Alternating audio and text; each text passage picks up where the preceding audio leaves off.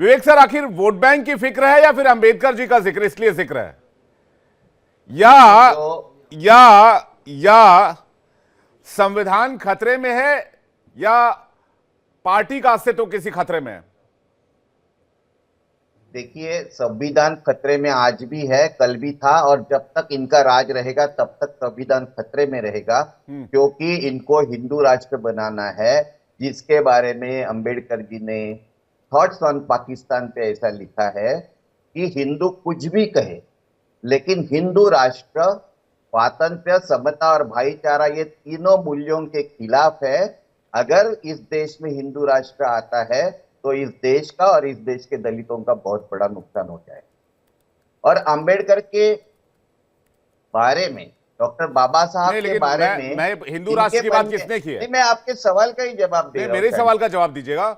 मैं कह रहा हूं हिंदू राष्ट्र की बात किसने की? प्रधानमंत्री ने की, गृह मंत्री ने की, रक्षा मंत्री ने की, किस मंत्री ने की? मैं जानना चाह रहा हूं बस।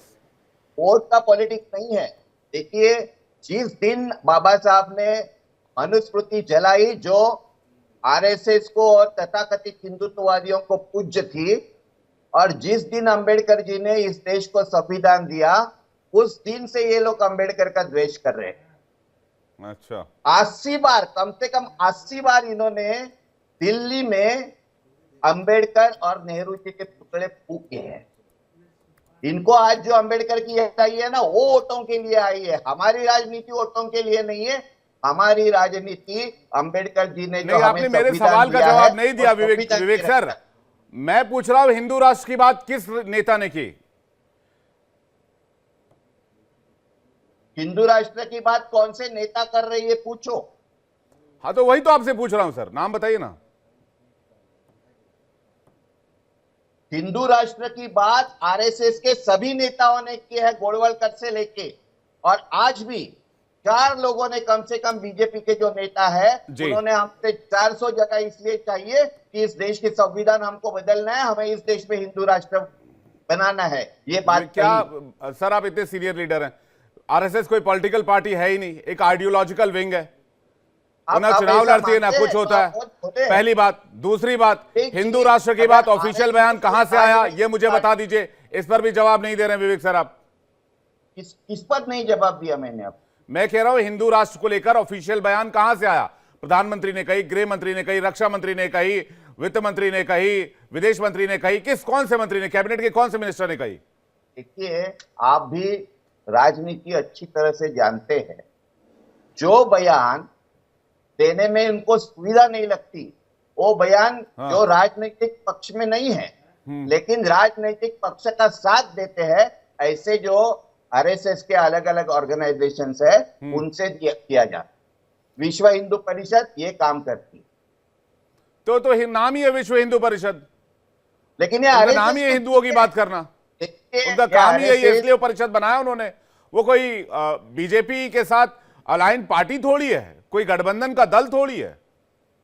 देखो, ये हिंदू महासभा के लोग आरएसएस में आते हैं, आरएसएस के लोग भाजपा में आते हैं, भाजपा के लोग जब चाहे हिंदू महासभा में जा सकते हैं।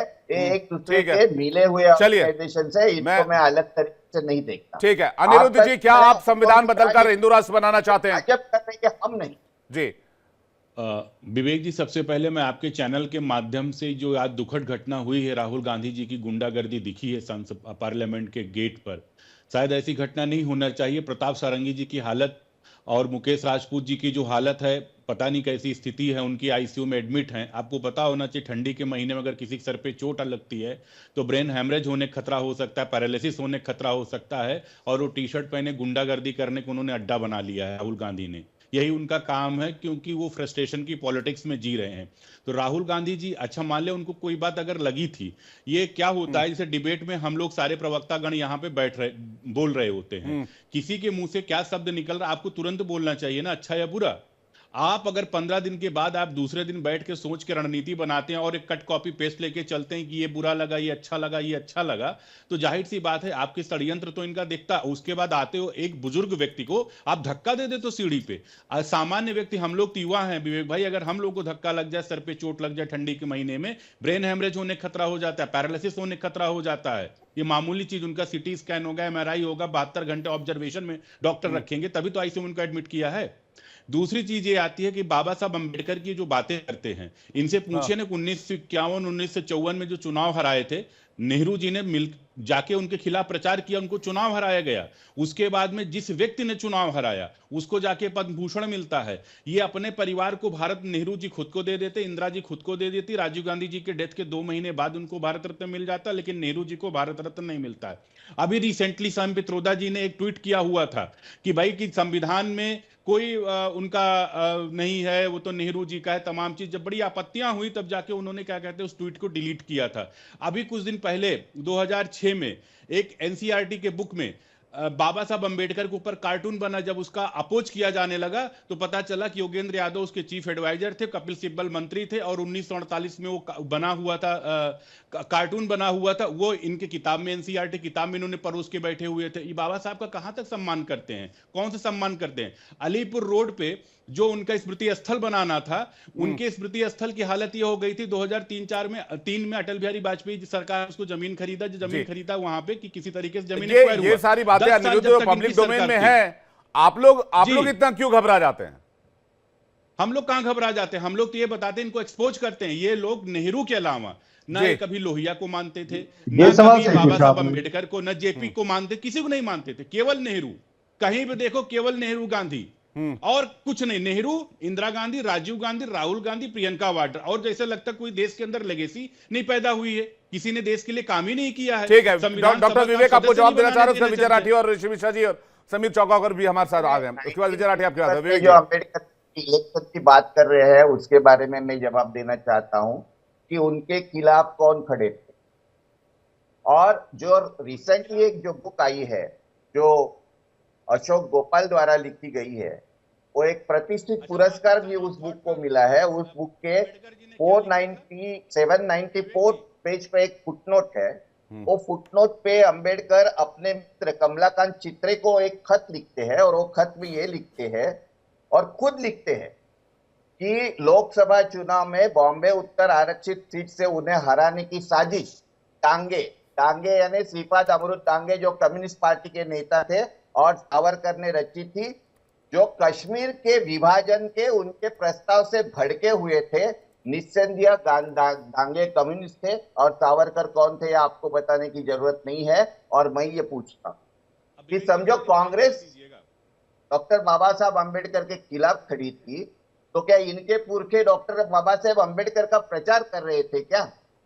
कौन से मुंह से बात करते हैं डॉक्टर बाबा साहेब अंबेडकर की? नागपुर के हेडक्वार्टर में डॉक्टर बाबा साहब अंबेडकर का पुतला 26 जनवरी 1950 को कितनी बार जलाया, जरा इसका जवाब पूछो उनसे।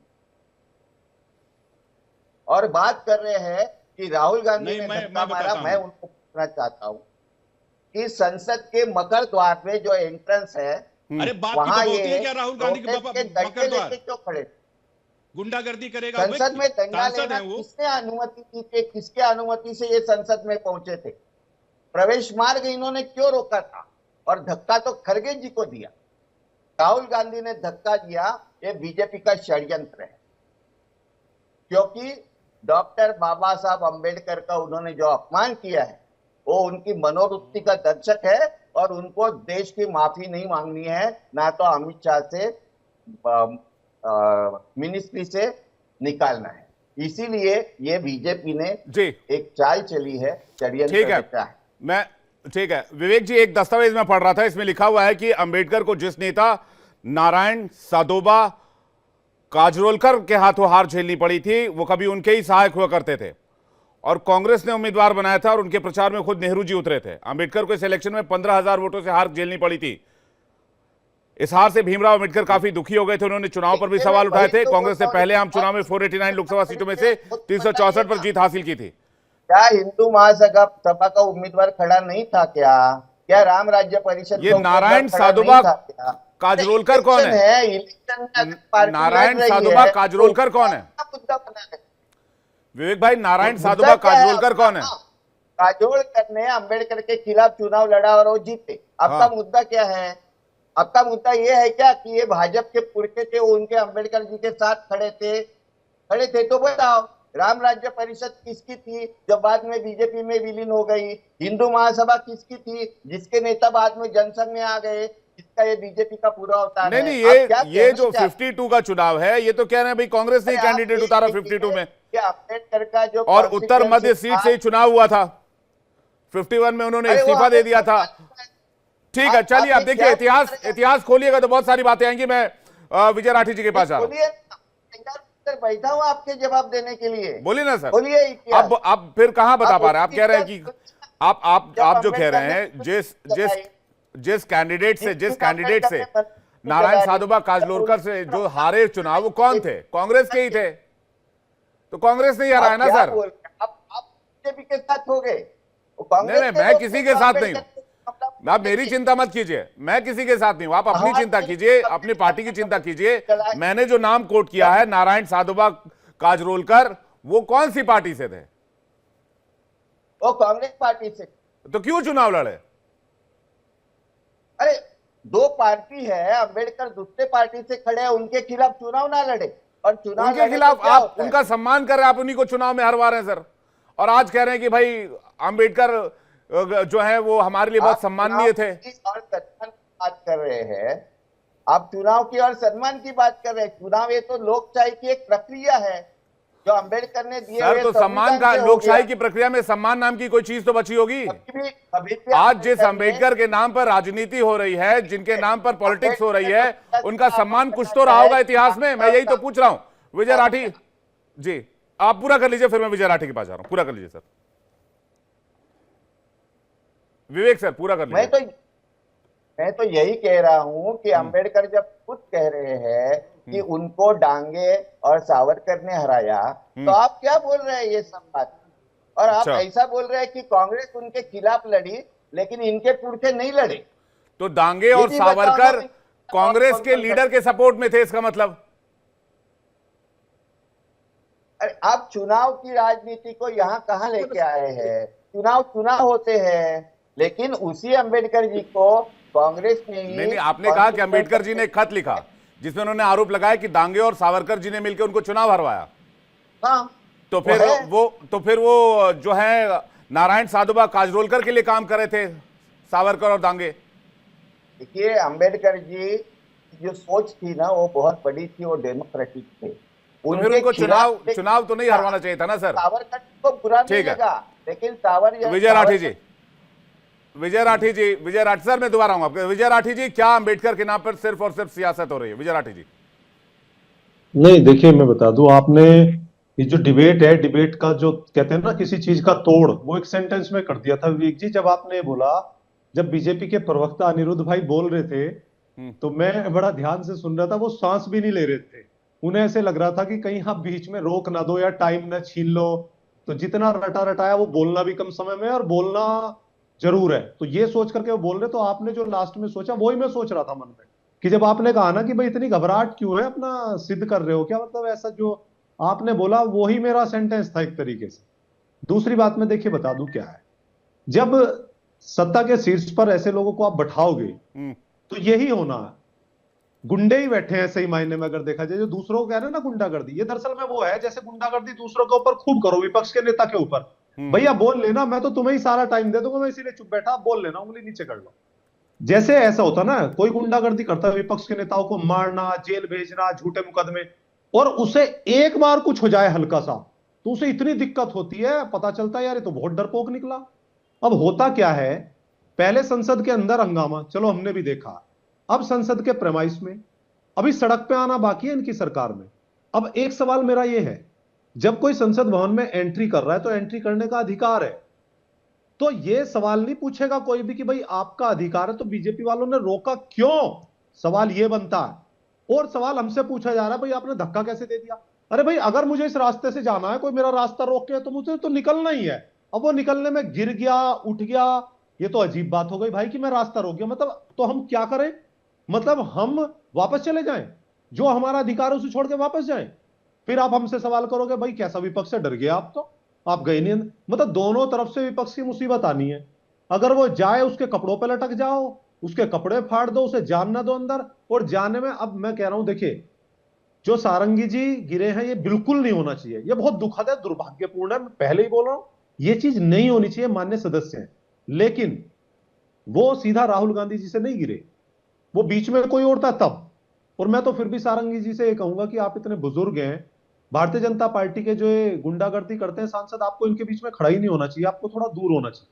लेकिन चिन्हित वो लोग होने चाहिए जो रास्ता रोक रहे थे विपक्ष के लोगों का, उन्हें चिन्हित करके नहीं उनके विजय ऊपर जी, मुकदमा होना विजय जी चाहिए आरोप कि ये उन्हें लग रहा है कि अधिकार भाई कहां से मिला? मकर द्वार पर हर रोज कांग्रेस के एमपीज आते हैं और उसको प्रोटेस्ट के लिए घेर लेते हैं, और आज जब एनडीए के एमपीज वहां पर पहुंचे तो ये कॉन्फ्लिक्ट हो गया कि भाई ये हमारी जगह, हम यहां प्रोटेस्ट करते हैं। चलिए मैं इसका भी जवाब ये दावे का खेल था पूरा। उसके बाद कह रहे हैं कि ये आपस में धक्का मुक्की शुरू हुई है। मैं इसका भी जवाब दे दूं, हम क्या है दरअसल में जड़ में नहीं जा रहे, जो समस्या उसकी जड़ में ही नहीं पहुंच रहे। जड़ है माननीय गृह मंत्री जी, जिन्होंने बैठ करके, देखिए ये नेचुरल है, जिसके बारे में हम इज्जत का भाव रखते हैं ना, चाहे पीठ पीछे हो या सामने हो, हम उसे जी लगा करके बात करेंगे। हम बाबा साहब बोलते हैं या अंबेडकर जी बोलते हैं, और गृह मंत्री जी क्या बोल रहे थे? अंबेडकर अंबेडकर अंबेडकर अंबेडकर अंबेडकर। अबे यार क्या बोल रहे हो, तुम गृह मंत्री हो, दुनिया तुम्हें देख रही है। उसके बाद कह रहे हैं कि वो भगवान का नाम लोगे भगवान मिल जाए। अरे वो लाखों करोड़ों के लिए भगवान है। और मैं आज भी बता दूं, वो भी चुन करके संसद भवन में बैठे हैं, जिसमें बैठे हैं वो भी उन्हीं की देन है। तो जो आप बात करें, देखिए दिखाती तो भारतीय जनता पार्टी ऐसे है कि संविधान के हिसाब से चल रहे हैं, हम उनकी इज्जत करते हैं, लेकिन वो करते बिल्कुल नहीं है। उसका उदाहरण ये है कि जैसे वही होता है ना, वो सोशल मीडिया पे भी चलता है कि एक कार है, कार का पहिया भी बेच दिया, स्टीयरिंग भी बेच दिया, और कह रहे हैं यार बेच कुछ नहीं रहे। सेम यही है, इज्जत बाबा साहब की कहते हैं पूरी करते हैं, लेकिन बाबा साहब के मानने वालों को कितना पीटते हैं, कितना मारते हैं, कितना अपनी चा खाट पे नहीं बैठाते, कितना वो हुक्का नहीं पी सकते उनके साथ, कितना खाना नहीं खा सकते, ये हम बखूबी जानते। नहीं तो आप लोग भी तो कांग्रेस पार्टी के साथ रहे, और कांग्रेस पार्टी के ऊपर भी बाबा साहब के तिरस्कार का एलिगेशन लगता है चले गए। ऋषि मिश्रा जी इसी सवाल का जवाब दीजिए, उसके समीर सर आपके पास आ रहा हूं, माफी चाहूंगा थोड़ा लेट हो गया। ऋषि मिश्रा जी देखिए, हर कोई घटना या हर कोई एक डेवलपमेंट का ब्लैक एंड व्हाइट होता है, और हर पॉलिटिकल पार्टी अपने हिस्से के व्हाइट आपके सामने रख देते हैं और अपने हिस्से के जो ब्लैक है उसको छुपा जाते हैं। का परसों जो डेवलपमेंट हुई है पार्लियामेंट में, नो डाउट बिखरे हुए विपक्ष को अमित शाह ने बाबा साहब भीमराव अम्बेडकर पे बयान देके कहीं न कहीं बिखरे हुए विपक्ष को एकजुट करने का काम किया है, ये बीजेपी को मानना होगा। अमित शाह से कहीं न कहीं बयान देने में गलतियां हुई है, जिसके कारण बिखरे हुए विपक्ष को उन्होंने एकजुट कर दिया। नंबर 1। नंबर 2, बाबा साहब अम्बेडकर और कांग्रेस संघ तो उस समय नहीं था, हिंदू महासभा का क्या रोल था, मैं एक तथ्य बताता हूं। जिस चुनाव की आप चर्चा कर रहे हैं, उस चुनाव में कांग्रेस के उम्मीदवार ने बाबा साहब भीमराव अम्बेडकर को चुनाव हराया था, तो उस चुनाव में हिंदू महासभा के भी प्रत्याशी थे। तो हिंदू महासभा के प्रत्याशी या हिंदू महासभा ने कौन सा सम्मान दिखाया अम्बेडकर के पक्ष में, ये बताना चाहिए। नंबर 2, कल से मैं सुन रहा हूं कि भारत रत्न कांग्रेस ने नहीं दिया। ठीक है, कांग्रेस को बाबा साहब भीमराव अम्बेडकर को सम्मान देना चाहिए था, वो डिजर्व करते हैं, संविधान निर्माता है। लेकिन मैं दावे के साथ कहता हूं विवेक जी, 1990 से पहले किसी भी कांग्रेस और संघ के नेता का वो बयान दिखा दीजिए जिसने भारत रत्न बाबा साहब भीमराव अम्बेडकर को भारत रत्न देने की मांग की थी। नंबर 3, यही हिंदू महासभा, जब हिंदू कोड बिल को लेकर मतभेद था, तो यही हिंदू महासभा बाबा साहब भीमराव अम्बेडकर का शव यात्रा निकाली थी, तब जब भीमराव अम्बेडकर साहब जिंदा थे। तो इस प्रकार का ब्लैक एंड व्हाइट है, हर पार्टी अपने हिस्से के व्हाइट को आपके सामने रखती है और ब्लैक को छुपा जाती है। कांग्रेस से भी मतभिन्नता थी, कांग्रेस ने भी उम्मीदवार सीधी सी बात है, वोट बैंक की फिक्र है, इसलिए अम्बेडकर जी का जिक्र है। हाँ बिल्कुल बिल्कुल, हर पार्टी आज जानती है कि 80% उनकी आबादी है, 80% उनकी आबादी है, पिछड़े अति पिछड़े दलित मिला के, और उनके जो सबसे बड़े प्रतीक हैं बाबा साहब भीमराव अम्बेडकर, यदि उसका अपमान करेंगे तो इसका राजनीतिक रूप से नुकसान उठाना पड़ेगा। और मैं एक बात करके खत्म, बिखरे हुए विपक्ष को कहीं न कहीं संजीवनी देने का काम अमित शाह का वो बयान जो राज्यसभा में उन्होंने अम्बेडकर को लेकर दिया। जी, मैं समीर चौंगाकर जी के पास जा रहा हूं। समीर चौंगाकर जी, आखिर क्यों आज की सियासत में अम्बेडकर जी का नाम इतनी तेजी से हेडलाइंस और सुर्खियों में है? देखिए, निश्चित रूप से अम्बेडकर एक बहुत बड़ी देश की शख्सियत रहे हैं और बड़े पूजनीय रहे, सम्मानीय रहे। लेकिन आप देखिए, इसमें कोई दो राय नहीं कि अम्बेडकर का ना कांग्रेस से कोई लेना देना था जब वो जिंदा रहे, और ना उनका संघ से कोई लेना देना था। वो संघ के ना कांग्रेस के रहे। अम्बेडकर की एक अलग राजनीति, लेकिन अब चूंकि एक राजनीति है तो राजनीति में भारतीय जनता पार्टी को भी अम्बेडकर को साधना है और कांग्रेस को भी साधना है वोट बैंक के लिए, इसमें कोई दो राय नहीं है। लेकिन ये भी तय होता है ना कि जो व्यक्ति जो इतने लंबे समय तक राजनीति में रहा, उसके जीते जी और उसके मरने के बाद किस राजनीतिक दल ने उसके साथ कैसा व्यवहार किया, ये बताता है कि आपके उसके प्रति कैसा सम्मान रहा था। कांग्रेस के बारे में लंबे समय से प्रधानमंत्री मोदी ने अपने लोकसभा में जब संविधान दिवस पर जो भाषण दिया था उसमें उन्होंने जिक्र किया अम्बेडकर को लेकर कांग्रेस का क्या रुख रहा। अमित शाह जी ने अपने भाषणों में जिक्र करा, बताया गया है, वो बातें बार बार मैं रिपीट नहीं करूंगा। लेकिन ये बात भी सही है कि प्रधानमंत्री मोदी थे जिन्होंने 2015 में आने पर संविधान दिवस बनाने की घोषणा की थी। पंचतीर्थ की घोषणा भी प्रधानमंत्री मोदी ने ही की थी। अम्बेडकर का जो लंदन का निवास था जहां पढ़ के वो पढ़े, जब वो बिकने को आया तो भारत सरकार के विदेश मंत्रालय प्रधानमंत्री मोदी के उसमें उसको खरीदा गया, उसे तीर्थ के रूप में बनाया गया। तो मुझे लग रहा है कि यह बात भी देखना चाहिए कि भारतीय जनता पार्टी ने किस तरीके से अम्बेडकर की विरासत को संभालने की कोशिश की है, जहां तक संभव हो सका अम्बेडकर को सम्मान देने की कोशिश की है। अब ये कह देना कि भाई अम्बेडकर चुनाव के खिलाफ कांग्रेस ने क्यों लड़ाया, तो ये मैं मानता हूं कि अगर कोई चुनाव लड़ेगा तो उसके खिलाफ दूसरा राजनीतिक दल उम्मीदवार उतारेगा, उसको यह कह के कि कांग्रेस सम्मान नहीं किया। ये बात भी सही है कि राज्यसभा जब भेजा गया अम्बेडकर को तो कांग्रेस ने ही भेजा था। लेकिन दूसरी बात मैं एक और जोड़ना चाहता हूं कि समाजवादी पार्टी के प्रवक्ता बोल रहे थे भारतीय जनता पार्टी के लिए कि गुंडागर्दी की बात कर रहे थे, कि दलित का अपमान की बात कर रहे थे, तो इनके मुख से शोभा नहीं देता ये बताया कि बहन मायावती तो दलित बेटी थी, कैसे समाजवादी पार्टी ने गेस्ट हाउस कांड किया था, तो कैसे एक दलित महिला के साथ हमला हुआ था, वो तो समाजवादी पार्टी ने ही किया था दलित महिला के खिलाफ। तो आज अगर एक गुंडागर्दी की बात कर रहे हैं तो समाजवादी पार्टी को बताना चाहिए कि दलित महिला के साथ अम्बेडकर की जो अनुयायी मायावती समाजवादी पार्टी के नेताओं ने गैस कांड किया था सत्ता के लिए। तो ये समाजवादी पार्टी को भी इसका जवाब देना पड़ेगा। देखिए, जहां तक अभी लोकसभा की बात है, आज राहुल गांधी ने जो के साथ जो घटना घटी है, मुझे लग रहा है जो हुआ बहुत निंदनीय है और इसका फुटेज सामने आना चाहिए। जो पूरी घटना घटी है, हर जगह सीसीटीवी कैमरा होता है, मुझे लगता है कि लोकसभा स्पीकर को इसको देखना चाहिए और लोकसभा महासचिव को फुटेज जारी करना चाहिए कि घटना कैसे घटी। देर सवेर वो वीडियो बाहर आ ही जाएगा समीर सर, देर सवेर वो वीडियो बाहर आ ही जाएगा जो तत्काल आना चाहिए। मुझे लगता है तत्काल लेके आना चाहिए। ये मामला गंभीर है और ये तत्काल आना चाहिए, दूध का दूध पानी का पानी होना चाहिए। लेकिन राहुल गांधी से उम्मीद की जाती है कि जब एक नागालैंड की महिला उन पे आरोप लगाती है तो कम से कम वो अपना पक्ष रखते, उस महिला को फोन करते, वो सारंगी जो सांसद घायल हुए उससे मिलने जाते, वो अस्पताल गए तो अस्पताल में फोन करते, एक ट्वीट कर देते कि भाई ये जो कुछ हुआ दुर्भाग्यपूर्ण हुआ है। मेरा विवेक जी के पास जा रहा हूं, विवेक कोड़े जी के पास। विवेक सर, आपके ऊपर यानी कांग्रेस पार्टी के ऊपर एक और एलिगेशन ये लगता है कि न सिर्फ बाबा साहब का अपमान किया बल्कि संविधान को भी चेंज किया जो बाबा साहब का बनाया हुआ था, और ऐसे अमेंडमेंट्स किए जो कि देश हित में नहीं बल्कि पार्टी हित में और कांग्रेस के हित में था। विवेक सर, ऐसे कौन से अमेंडमेंट किए जरा बोल दीजिए। ये पहला था आपका 1951 का अमेंडमेंट 19A। इसका उद्देश्य था कि अभिव्यक्ति की स्वतंत्रता को सीमित करना। आपको मैं थोड़ा सा दुरुस्त हूँ, कीजिए सर, जो प्लीज। 51 का जो अमेंडमेंट है ना, वो पार्लियामेंट या कांग्रेस ने नहीं किया, वो कॉन्स्टिट्यूएंट असेंबली को प्रोविजनल कॉन्स्टिट्यूएंट असेंबली बनाया गया और फिर किया गया। अब बोलिए यार। नहीं, उस समय के प्रधानमंत्री कौन थे सर? देखिए, मैं वापस कहता हूं कि वो पार्लियामेंट ने नहीं किया, वो जो कॉन्स्टिट्यूएंट असेंबली थी, वो जो बर्खास्त हुई थी, उसको वापस प्रोविजनल कॉन्स्टिट्यूएंट असेंबली बनाया गया। और किसने बनाया? अमेंडमेंट किस लिए की गई थी, जरा बताइए ना, क्या अमेंडमेंट थी वो तो बताइए हमें। नहीं, आप बताइए ना, मैं आपसे पूछ रहा हूं। नहीं, आप आरोप लगा रहे हैं कि ये कांग्रेस, मैं कह तो रहा हूं 19A क्लॉज जोड़ा गया।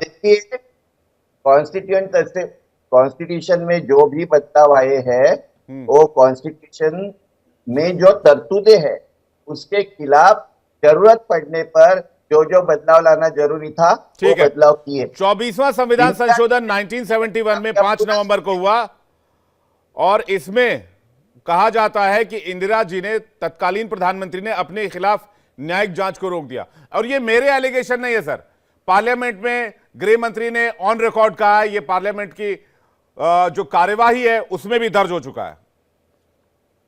देखिए इंदिरा जी ने ऐसा कुछ अगर किया है तो अभी तो नहीं है ना वो, अभी तो नहीं है ना वो। किसी एक व्यक्ति को किसी एक कोर्ट ने कन्विक्ट किया है, उसको अब ऊपर के कोर्ट में जाने के पहले ही चार्जशीट करेंगे और उसको कोर्ट में जाने से भी रोकेंगे, पूरा पार्लियामेंट को घेरने की बात करेंगे, तो और क्या कर सकता है कोई प्रधानमंत्री? क्योंकि एक षड्यंत्र की तरह इंदिरा गांधी जी को घेरा गया था, जैसे ही आज राहुल गांधी जी को घेरा जा रहा है। अच्छा, ये सब साजिश किया गया था। अनिरुद्ध जी के पास जा रहा उसका जवाब लेने के लिए। अनिरुद्ध जी, इसका मतलब विवेक जी वरिष्ठ व्यक्ति हैं, कांग्रेस के नेता हैं, प्रवक्ता हैं, उन्होंने आधिकारिक रूप से इंडोर्स किया है कि आपातकाल जो लगाया गया था कांग्रेस के माध्यम से वो सही था। देखिए कैसे कैसे जहर हैं लोगों के मन में भरे हुए हैं जो निकल निकल के सामने आते हैं। केवल ऐसे ही बोलते हैं अंबेडकर जी के बारे में से 10 वीडियो इनके पास हमारे पास पड़े हैं, कहिए तो मैं भेज दूंगा विवेक जी को, और उस वीडियो को सुन लेंगे बहुत आसानी के साथ में किस तरीके से मल्लिकार्जुन खड़गे जी ने ही अपमान किया अंबेडकर जी का। भाई भारत रत्न आप नहीं दे सकते थे उनको, आप ये बताइए कि भारत रत्न हम नहीं देंगे। अपने परिवार खुद, नेहरू जी ने खुद को खुद से दे दिया, इंदिरा जी ने खुद को खुद से दे दिया, राजीव गांधी जी के डेथ के 2 महीने बाद कह रहे मिल हैं कि गया। जो पहला चुनाव 52 में वो हारे, उसमें हिंदू महासभा, सावरकर जी और दांभी जी की भूमिका थी, और ये खत का जिक्र किया उन्होंने, उसका जवाब दे दीजिए पहले आप। हाँ, दूसरी चीज मैं बता रहा हूं, अरे भैया नेहरू जी ने तो इनको क्या कहते हैं, पहली बार जो संविधान सभा का सदस्य तक, प्रारंभिक जो संविधान से 296 मेंबर थे उसमें अंबेडकर जी को लाने के लिए मना कर दिए थे। उस टाइम सब ताकतवर लीडर थे नेहरू जी, भारत के प्रधानमंत्री थे, जो कि कोट करते हैं बार बार फर्स्ट प्राइम मिनिस्टर। उन्होंने एडविना को लेटर लिख के दिया हुआ है कि भाई क्या कहते हैं कि राजा जी गए हैं और अंबेडकर जी को मैंने निकाल दिया है, बल्कि अंबेडकर जी ने इस्तीफा दिया। अंबेडकर जी ने इस्तीफा क्यों दिया था, क्यों इस्तीफा दिया था? ये कहते हैं कि राजा जी कर जाते हैं तो कुछ फर्क पड़ेगा, अंबेडकर जी के जाने से कोई फर्क नहीं पड़ेगा। उनके घर को आप अलीपुर के रोड घर को स्मृति बनाने के लिए आप उसको क्या कहते हैं, उनकी पत्नी चली गई थी अलवर, और उसके बाद जब आई तो पता चला जहां पे किराए पे थी वो सारा सामान निकाल के बाहर कर दिया गया। वाईबी चौड़ा उस टाइम पे होम मिनिस्टर थे, लेकिन कुछ भी नहीं किया, चुप बैठे रहे। दिक्कत क्या है कि वोट लेने की मानसिकता अलग होती है, और जो दिल में जहर रहता है ना, जो व्यक्ति संविधान को कुचला है, बपौती समझा है जो आदमी, आप अभी 125वीं जयंती मनाने के लिए जब ये बात हुई कि समरसता दिवस के रूप में 14 अप्रैल मनाया जाए, तो यही कांग्रेस के लोग विरोध कर रहे थे। उनकी 125वीं जयंती यूएन में मनाई गई, लेकिन कांग्रेस के लोगों के अंदर जो मेंटेलिटी है ना, डायनेस्टी है कि नेहरू ही सब कुछ है, नेहरू ही सब कुछ है, इंदिरा गांधी ही सब कुछ थी, राजीव गांधी ही सब कुछ थे, यही दिक्कत है। और विवेक सर, इसका जल्दी से जवाब, उसके बाद मैं विजय राठी के पास जा रहा हूं। मैं बहुत सीधे शब्द में जवाब देना चाहता हूं। सबसे पहले अंबेडकर जी को जो भारत रत्न दिया गया वो वीपी सिंह ने दिया। दूसरी बात, समर्थित सरकार भारतीय जनता पार्टी थी, राष्ट्रीय मोर्चा की सरकार थी, लेकिन आपने नहीं दिया ना। तब तक मरणोत्तर, आप सुनिए ना, मरणोत्तर भारत इधर उधर का लॉजिक देते हैं। विवेक जी आप सीनियर आदमी, आप तो खुद इंडोर्स कर रहे हैं आपातकाल को। क्या इंडोर्स कर रहा हूं मैं? आप तो खुद बैठे बैठे टीवी चैनल पे इंडोर्स किया आपातकाल को। आपातकाल के लिए क्यों लगाया गया, लगाना जरूरी था, आपने खुद बोला है, आप रिपीट कर लीजिए। कोई इंडोर्स करने की बात नहीं है। आपातकाल के लिए इंदिरा जी ने खुद कहा है कि वो गलती, खुद कहा है। तो मैं क्या इंडोर्स किया, अभी क्या इंडोर्स किया? मैंने इंडोर्स किया, आपने इंडोर्स किया कि आपातकाल क्यों लगाया गया, लगाना परिस्थिति बस था, ये था वो था, सही था। मुझे बोलने देंगे? आप मोदी जी के मंत्रिमंडल में जिनको कन्विक्ट किया है, ऐसे लोगों को रखते और बोलते हैं उन्होंने अपील किया है, आप इंदिरा जी को अपील करने का भी मौका नहीं देंगे, संसद को घेरने की बात करेंगे। पूरे पुलिस और मंत्रिमंडल में कौन कन्विक्टेड है? आदेश मत मानो, आप पार्श्वभूमि पे मतलब तो बताइए। आप इंडोर्स कर रहे हैं कि इंदिरा गांधी जी ने जो किया उसमें आपातकाल जो लगा, मैंने सही है? ये पूछा आपको, आप अपनी बात तो वही मान रहे हो ना? मैं कुछ बात नहीं मानी है। मैंने ये आपको पूछा है कि कोई कन्विक्ट आदमी को ऊपर के कोर्ट में जाने की संधि आप देंगे कि नहीं देंगे, या आज जैसी गुंडागर्दी कर रहे हैं वैसी ही गुंडागर्दी रास्ते पर करेंगे? उस टाइम प्रधानमंत्री इंदिरा जी थी, तो आज आपातकाल उन्होंने लगाया, इंडोर्स आप कर रहे हैं, उनके बातों को लॉजिकली आप प्रूव कर रहे हैं चैनल पे, आप स्पोक्स पर्सन है। जिस कारण ये डिबेट चालू हुई है, आज यहाँ बैठे हैं, उसका वीडियो तो जारी कीजिए, दिखाइए ना किसने किसको धक्का मारा हो, दिखाइए ना। और धक्का मारा दिखाइए कि अनुराग ठाकुर का डेलीगेशन जो डीसीपी को मिलने गया था, अपने ताकत का प्रदर्शन किया, राहुल गांधी जी ने अपने ताकत का प्रदर्शन किया एक बुजुर्ग व्यक्ति के लिए, उनको धक्का दिया। अगर उनको कल को ब्रेन हैमरेज हो जाए तो ये सब लोग रिस्पॉन्सिबल टेयर केस पे खड़े थे, और वहां जो हो गया, जो भी उससे वो गिर गए, उनके वजह से उनको चोट आई है। राहुल गांधी इस तरीके के आदमी नहीं है। और हम ये बोलता हूं, आपका जो भी षड्यंत्र है, मैं एक ही बात कहूंगा, power, prism and opposition are equal for us. Ambedkar ji के संविधान के रक्षा के लिए और अंबेडकर जी के प्रतिष्ठा के रक्षा के लिए हम आखिर तक लड़ेंगे। आप कितने भी षड्यंत्र करें हमारे खिलाफ। ठीक है, अंबेडकर जी का जिक्र बार बार इसलिए हो रहा है क्योंकि वोट बैंक की फिक्र है। विजय राठी जी से सवाल, विजय राठी जी कह रहे हैं अभी थोड़ी देर पहले समीर चौगाकर जी कि आप लोगों ने भी दलितों का सम्मान कभी नहीं किया, तो फिर अंबेडकर जी का किस मुंह से नाम लेते हैं आप लोग? अच्छा, एक चीज बताइए विवेक जी, नेशनल क्राइम रिकॉर्ड्स ब्यूरो किसके अंडर आता? केंद्र सरकार के। और केंद्र सरकार में कौन है? महामानव आदरणीय नरेंद्र मोदी जी, हमारे देश के प्रधानमंत्री। नेशनल क्राइम रिकॉर्ड्स ब्यूरो का डेटा कहता है कि 5 BJP ruled states have highest crime rates against Dalits, reveals NCRB data. और 5 जिसमें मध्य प्रदेश है, जिसमें उत्तर प्रदेश है सबसे ऊपर। ये हमारा डेटा नहीं है। अभी जैसे ही मैं बंद करूंगा ये इधर उधर की बात करेंगे, काम की बात। तो ये एनसीआरबी ने डेटा क्यों दिया कि जहां बीजेपी रूल करती है वहां दलित के अगेंस्ट सबसे ज्यादा केसेस होते हैं मार पिटाई के। और एक चीज मैं बता दूं, देखिए जैसे एक व्यक्ति होता है, किसी छोटे बच्चे को लॉलीपॉप दे, टॉफी दे, सारी चीज दे, लेकिन बच्चा फिर भी उसके पास जाता है जिससे प्यार करता है, क्योंकि उसे एहसास होता है। आप ये बताइए, ये देना बीजेपी वर्ड कहां लिखा है? एनसीआरबी कौन से डेटा में बीजेपी वर्ड लिखा है? आप बस कुछ भी बोलते चले जा रहे हैं। देख लो कुछ भी कहीं भी कुछ भी बोलते चले जा रहे हैं। अरे जिस कांग्रेस के लड़ रहे हो ना, उसी कांग्रेस ने मुलायम सिंह यादव जी को जेल भेजा हुआ था आपातकाल में, और मुलायम सिंह यादव के ऊपर, अखिलेश यादव के ऊपर आय से अधिक संपत्ति का मुकदमा दर्ज किया। और जिस कांग्रेस के लिए आप चिल्ला रहे हो ना, वही कांग्रेस खा रही। तभी क्या कहते हैं, 8 सीट में से 1 सीट नहीं देने की हिम्मत हुई कांग्रेस को। ये तो वही चैनल है जिसपे अमित शाह जी बैठे थे अभी 3 दिन पहले, वही चैनल है। देख लो ध्यान से, चश्मा थोड़ी लगा रखा है, लो देख लो, इंडिया टुडे है, देख लो आराम से देख लो। दिख रहा है? नहीं दिख रहा? अब दूसरे चैनल का नाम लेने के लिए नहीं बैठा हूं, मतलब कोई लॉजिक नहीं है, बस इधर उधर आए बाएं साए की बातें। इधर उधर नहीं, ये बता रहा हूं, आप ही के सच दिखा रहा हूं मैं आपको। इसी देखना चाहिए आपको। इसी कांग्रेस ने मुलायम सिंह जी के ऊपर आय से अधिक संपत्ति का मुकदमा दर्ज कराया। इसी डर के मारे अखिलेश यादव जी 8 सीट में से नहीं दे पाए, क्योंकि उनका वोट बैंक लेके भाग रहे थे। और इसी कांग्रेस ने मुलायम सिंह जी को जेल के अंदर आपातकाल में भेजा, जिसमें आप अंबेडकर साहब के विरोधी हैं। मैं वो चेहरा आपका उजागर कर रहा हूं, फेक झूठ बोलो, मैं वो उजागर कर रहा हूं। आप रिजर्वेशन के करके मतलब आप देखिए, समीर चौगाकर को लेकर आएगा, अनिरुद्ध जी एक सेकंड, आप एजुकेशन के विरोधी नहीं।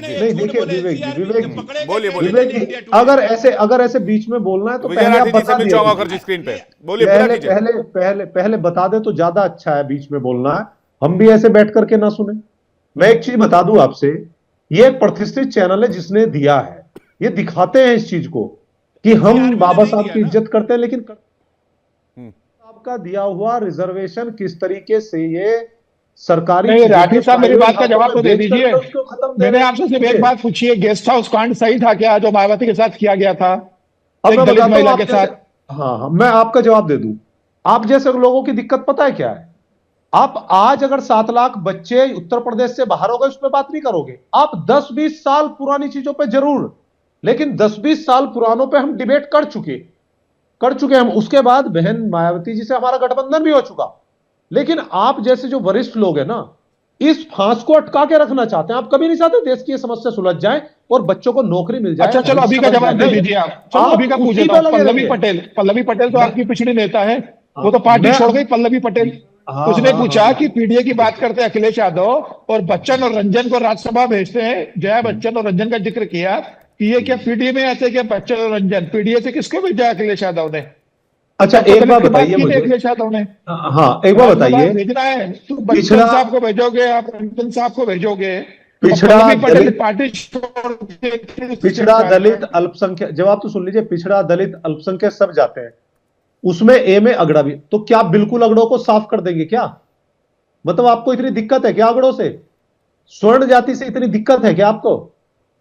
हाँ, हमने हक की बात करी है, पीडीए की हक की बात, कि तो पीडीए को हम लोग आगे रखेंगे। आप बोल दीजिए लेकिन ना जो कि पुलिस पीडीए अगड़े हैं, हमारा, पीडीए हम हमारा एक नारा है, हम एमवाई के हम साथ पीडीए हमारा एक नारा है बस। आप बोल देखिए, दीजिए कि पीडीए नारा है नहीं, हमारा। नारा नहीं है हमारा, नारा नहीं है। हमने जमीन पे उतारा, इसीलिए तो लोकसभा में मुंह की खाई है बीजेपी ने। लेकिन आप में इतनी हिम्मत नहीं है, आप एक बार भी बोल दें कि अमित शाह जी ने गलत बोला। मैंने बोल दिया, लेकिन आप में इतनी हिम्मत नहीं है। आप बोल के दिखाओ कि अमित शाह जी ने गलत नाम लिया, जिस तरीके से बाबा साहब के लिए उन्होंने शब्दों का चयन किया कि अगर इतना नाम ले लो भगवान हो जाए। अरे वो लाखों करोड़ों लोगों के लिए भगवान है। आप बोल के दिखाओ ना, बताइए कि उन्होंने गलत किया है। लेकिन आपने एक चश्मा लगाया हुआ, एक चश्मा लगाया हो जिसमें सिर्फ बीजेपी का भगवा रंग ठीक है। दिखाई देता है और उसी की दुनिया दिखाई देती समीर जी है। इवेल्युएशन अगर होना राठी जी, चाहिए तो थोड़ा तो जी, होना चाहिए, 20-21 चल सकता, ठीक लेकिन है। 0 और 20 चलाएंगे तो उस पर कोई यकीन नहीं करेगा। नहीं, लेकिन राठी जी, अखिलेश जी के सरकार में, उनके टेन्योर में ऐसा तो नहीं था दलितों के खिलाफ अपराध बिल्कुल ही बंद हो गया था, या होते ही नहीं थे? देखिए, मैं विवेक जी कभी भी ऐसी बात नहीं करता कि जो हजम ना हो। हम्म। मैं कहता हूं सरकार हमारी भी रही या सब रही, अपराध होते हैं, अपराध हुए या चीजें खराब रही तभी तो हम सत्ता से बाहर हैं। लेकिन मैं कह रहा हूं, कौन सा चैनल ऐसा प्रतिष्ठित या आप है, आपने पूरी हेडलाइन बनाई हो कि 5 बीजेपी रूलिंग स्टेट्स और 6% ज्यादा क्राइम्स अगेंस्ट दलित। बताइए कौन सी हेडलाइन, मुझे दिखाइए अभी, कहीं भी हो आप दिखाइए, मैं मान लूंगा नहीं, आपकी बात। ये डेटा तो तभी बनी 2018 ना। से 2020 का है जो आप दे रहे हैं, और इसी के ये तभी कंपैरिजन बनी में ना। 2015 से, तो 2020 की हेडलाइन अभी थोड़ी चलाएंगे सर राठी जी? नहीं तो आप हमारी और सरकार की बता दीजिए 2015, हेडलाइन। तो मैं बता नहीं, तो रहा हमारी हूं, सरकार की हेडलाइन मैंने बताइए डेटा ना। कोट नहीं किया, मैं अब एनसीआरबी का डेटा कोट कर देता हूं। हमारी सरकार आपके की 15 से हेडलाइन बताइए। 17 के टेन्योर में दलितों के खिलाफ 30,227 मामले सामने आए थे, और 18 से 20 के दरमियान योगी जी की सरकार में 36,467 मामले सामने आए। बहुत ज्यादा फर्क नहीं है, 6,000 केसेस का फर्क है। देखिए, जी, घुमा दिया आपने, घुमा दिया। एनसीआरबी का जो भी अगर स्लोट आप देखेंगे, क्राइम अगेंस्ट वुमेन, क्राइम हाँ अगेंस्ट दलित या क्राइम अगेंस्ट चिल्ड्रन, जी, मैंने, जो भी आप जी, देखेंगे उसमें मैं, बीजेपी गवर्नमेंट जी, हमसे बहुत ऊपर है। मैंने कोई उत्तर घुमाया प्रदेश नहीं, मैंने नंबर बस 1 है। एनसीआरबी का डेटा रखा है राठी जी। जी, उत्तर प्रदेश नंबर 1 है ठीक हर है। तरह के क्राइम में। ऋषि मिश्रा जी, दलितों की, अंबेडकर जी की फिक्र किसे, कौन सी पार्टी को है ऋषि मिश्रा जी? किसी भी पार्टी को नहीं, अपनी दुकानदारी चलानी है, अपना वोट बैंक को मजबूत करना है। दिखावा की राजनीति है, चाहे कांग्रेस हो, भाजपा हो, समाजवादी पार्टी हो, कोई भी हो। पत्रकार साहब जायज सवाल है कि आप इतने ही दलितों के हितैषी थे तो मायावती के साथ गेस्ट हाउस जो कांड हुआ था उसमें आपने मायावती दलित नेत्री के साथ आपने क्या किया था, उस पर आपने जवाब नहीं दिया। वहीं भाजपा, दूसरी तरफ भाजपा से सवाल है, शिवराज सिंह चौहान मुख्यमंत्री थे, एक दलित लड़के के मुंह में पेशाब, भाजपा के कार्यकर्ता दलित युवक के मुंह में पेशाब करता है, उसको लेकर भाजपा का क्या स्टैंड था? खाना पूर्ति करती हुई की जब मीडिया में ये खबर चला, तो ये तमाम लोगों का जो ये है। और आज भी देखिए हमारे दलित भाई जो है, ये जिनके ये हितैषी बनते हैं, आप चले जाइए ना विवेक जी, सरकारी अस्पतालों में चले जाइए, जो गरीब वर्ग के लोग हैं उनके साथ क्या ट्रीटमेंट होता है। आप चले जाइए ऑफिस कार्यालय, जो हमारे दलित भाई जब ऑफिस आते हैं बैठने के लिए कुर्सी तक नहीं दिया जाता है, चाहे वो कांग्रेस की सरकार हो या भाजपा की सरकार हो। ये टीवी चैनलों पे बैठ के अम्बेडकरवादी बनने वाले या अम्बेडकर के हितैषी बनने वाले, इनको अम्बेडकर या अम्बेडकर के विचारों से कोई लेना देना नहीं है। अपने वोट बैंक को मजबूत कर, मैंने दोनों राष्ट्रीय पार्टी का आपको बता दिया कैरेक्टर जी। तो ये है। देखिए हर आदमी अपने हिस्से के व्हाइट आपको बताएंगे, ब्लैक नहीं बताएंगे। किस प्रकार से अम्बेडकर और नेहरू के संबंध थे उसके बारे में कांग्रेस नहीं बताएंगे। उसी प्रकार हिंदू महासभा रामलीला मैदान में कितना गलत आप शब्द का, पार्लियामेंट्री शब्द का उस समय अम्बेडकर के लिए जब हिंदू कोड बिल पार्लियामेंट में पेश किया गया, उसके लिए बीजेपी के नेता नहीं कहेंगे। सब यात्रा तक निकाला गया बाबा साहब भीमराव अम्बेडकर का, उसको लेकर मोदी जी नहीं कहेंगे, लेकिन अमित शाह को डिफेंड करने जरूर आ जाएंगे ट्विटर पे हमारे आदरणीय प्रधानमंत्री। क्या अमित शाह ने क्या कहा कि इतना अम्बेडकर करते हो, उससे अच्छा भगवान के नाम लोगे तो 7 जन्म में स्वर्ग मिलेगा। इस कंटेक्स्ट का क्या अर्थ है, बता दीजिए आप हमको। ये सिर्फ ढोंग है विवेक जी, आज भी देखिए हमारे दलित और पिछड़े कहाँ है, जाति जनगणना की बात होती है, बीजेपी कुंडली मार के बैठी हुई है, हिम्मत है जाति जनगणना कराएंगे। जाति जनगणना सिर्फ कास्ट का नहीं है। ठीक है, विवेक जी कुछ कहना चाह रहे हैं, उसका अनुज जी से जवाब। विवेक जी विकास के रूपरेखा से महरूम है। सरकार आई है जी। परभणी में जो दलितों ने प्रोटेस्ट किया उसमें एक युवक की पुलिस स्टेशन में मार मार के हत्या की गई है, और ये क्या बात करते हैं दलितों की। और मुझे ये बताइए कि जब अमित शाह कहते हैं कि 100 बार भगवान का नाम लेते तो स्वर्ग में जाते, वो स्वर्ग नरक आपकी जगह पे रखो। देखो, मैं एक ओबीसी का और माइक्रो माइनॉरिटी का आदमी हूं, और अंबेडकर जी के वजह से मैं यहाँ बैठा हूं।